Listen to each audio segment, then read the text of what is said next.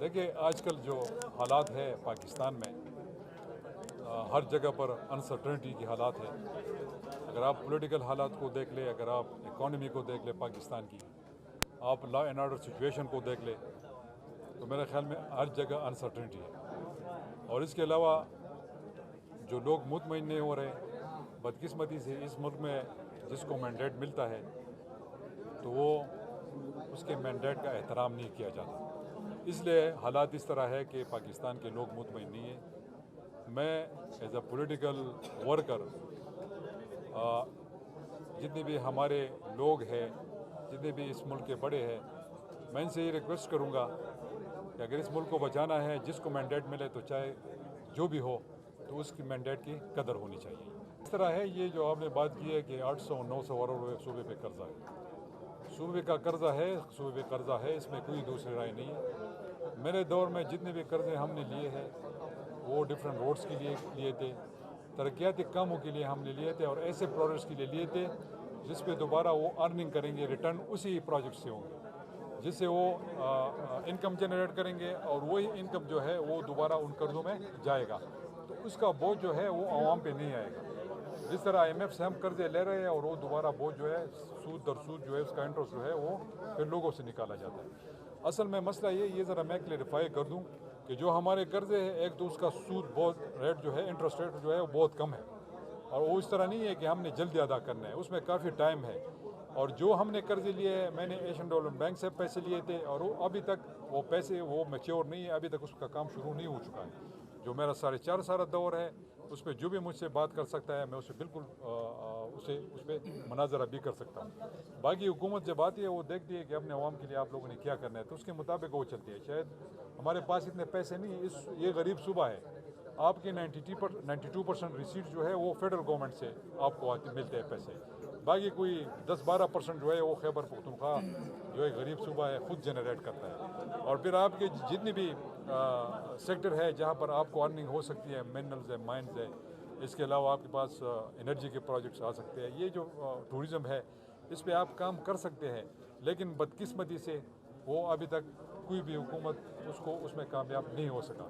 تو میں امید رکھتا ہوں اس حکومت سے کہ اس کے لیے کوئی پالیسی بنائے، کام کرے گی اور صوبے کو اپنے پاؤں پہ کھڑا کرے گی. جو مجھے نظر آ رہا ہے اور شاید بہت سے لوگوں کو نظر آ رہا ہوگا، لیکن اس طرح کی حکومتیں بالکل نہیں چل سکتی. یہ جو آج کل کے حالات ہے، کسی کے پاس 2/3 اکثریت نہیں ہے مرکز میں. حکومت وہی اسٹرانگ ہوتی ہے جس کے پاس پورا مینڈیٹ ہو اور جس کے پاس 2/3 اکثریت ہو، تاکہ وہ قانون سازی کر سکے، وہ کچھ عوام کے لیے کچھ کر سکے. اب یہاں پر مرکز میں آپ دیکھ لیں 3-4 پارٹیز اکٹھے ہو کے وہ اس نے حکومت بنا لی ہے.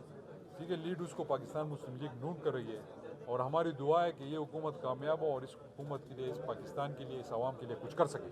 لیکن جو مجھے نظر آ رہا ہے تو میرے خیال میں یہ بڑا مشکل مجھے لگ رہا ہے کہ یہ حکومت آگے چل سکے گی. اور یہاں پر خیبر پختونخوا میں PTI کی حکومت ہے، بلوچستان میں پیپلز پارٹی کی ہے، اور اس کی سندھ میں پیپلز پارٹی کی ہے، پنجاب میں نون کی ہے. تو اس طرح ڈفرینٹ حکومتیں ہیں. میری نظر میں 6-7-8 مہینوں سے یہ حکومت زیادہ نہیں چل سکتی. دیکھیے دکھ ہر کسی کو ہوتا ہے جب کوئی اپنے گھر سے جدا ہو رہا ہوتا ہے. آپ دیکھ لینا جب کوئی بندہ سعودی عرب جاتا ہے تو اس کو کتنا دکھ ہوتا ہے، اپنے گھر سے، اپنی فیملی سے دور ہوتا ہے. تو پاکستان تحریک انصاف میری ایک فیملی تھی، اس میں کوئی دوسرا نہیں ہے، میں ہر اسپیچ میں کہتا ہوں. دوسری بات یہ ہے کہ خان صاحب پہلے کل بھی میرے لیڈر تھے، آج بھی ہے اور آگے بھی میرے لیڈر ہوں گے، اس میں کوئی دوسری رائے نہیں. اس لیے میں نے کوئی دوسری پارٹی جوائن نہیں کی ہے، نہ میں کوئی دوسری پارٹی جوائن کر سکتا تھا. تو اپنی پارٹی بنائی ہے، اس کو اب میں نے خود لیڈ کرنا ہے. اور اس کے علاوہ آپ نے معظم بٹ صاحب کی وہ اسپیچ سنی ہوگی، وہ بات انہوں نے جو کی تھی، ہمیں آفر کیا گیا کہ آپ ہمارے ساتھ چلے، چونکہ یہ تو آزاد لوگ آئے تھے، ان کو ایک پارٹی، ایک شیلٹر کی ضرورت تھی، ایک پولیٹیکل پارٹی کی ضرورت تھی، تاکہ ان کو یہ جو آج کل یہ رولا پڑا ہوا ہے کہ ان کے مخصوص سیٹیں وہ نہیں مل رہی ان کو. تو یہی وجہ تھی، ان کی آفر آئی، ہم نے کھلے دل کے ساتھ اپنی پارٹی ان کے پاس رکھ دی کہ یار بالکل ہم حاضر ہیں، اور آپ جو چاہتے ہیں بالکل ہم حاضر ہیں. کیونکہ ہم چاہتے ہیں کہ اس ملک میں جمہوریت چلے، اس ملک میں انسرٹینٹی نہ ہو. یہ ملک میرا بھی ہے اور آپ کا بھی ہے، سب کا ہے، ہم کدھر جائیں گے؟ تو اس ملک کی خاطر اور خان صاحب کی خاطر ہم نے اپنی پوری پارٹی ان کے سامنے رکھ دی. لیکن اب پتہ نہیں کہ آگے کیا ہو گیا، یہ ہمیں بھی پتہ نہیں. بہرحال ہم اپنے ایفرٹس کی تھی, انہوں نے ہم سے مانگا تھا, ہم نے پلیٹ میں رکھ کے دی تھی. باقی جو 13 سال میں نے پاکستان تحریک انصاف میں گزارے تھے وہ آپ سب کے سامنے ہے. بڑی محنت کی تھی میں نے, اور میں صرف میڈیا ہے, چونکہ میں ایک بات شیر افضل ایڈوکیٹ صاحب اکثر بولتے رہتے ہیں ٹی وی پہ, میں صرف ان کو کلیئرفائی کرنا چاہتا ہوں کہ میں کونسلر سے ڈائریکٹ وزیر اعلیٰ نہیں بنا تھا. میں اپنے 2005 میں پہلے یونین کونسل کا ناظم تھا. میں کونسلر نہیں تھا, میرے پاس 14 کونسلرز تھے. میں ناظم تھا, میں اس کو لیڈ کر رہا تھا. اس کے بعد 2010 میں نے پاکستان تحریک انصاف کو جوائن کی, اور 3 سال میں اپنے حلقے میں رہا. میں نے محنت کی, میں نے پاکستان تحریک انصاف کو وہاں پر اٹھائی, اور الحمدللہ 2013 میں مجھے ٹکٹ ملا اور میں ایم پی اے بنا. ایم پی اے کے بعد پھر میں منسٹر بنا, اور 5 سال میں خیبر پختونخوا کے حکومت میں کیبنٹ منسٹر رہا. 5 ڈپارٹمنٹ کو میں نے لیڈ کیا. پھر میں ریجنل پریزیڈنٹ بنا, پھر میں نے پورے ریجن کو لیڈ کیا, اور 2018 کے الیکشن میں الحمدللہ میں نے رزلٹ دیا. تو اس رزلٹ کے بدلے اور اس کوشش کے بدلے اور میری جو ایکسپیرینس تھی 10 سال, اس کے بعد میں وزیر اعلیٰ بنا, اور الحمدللہ 4.5 سال میں نے خیبر پختونخوا کو لیڈ کیا.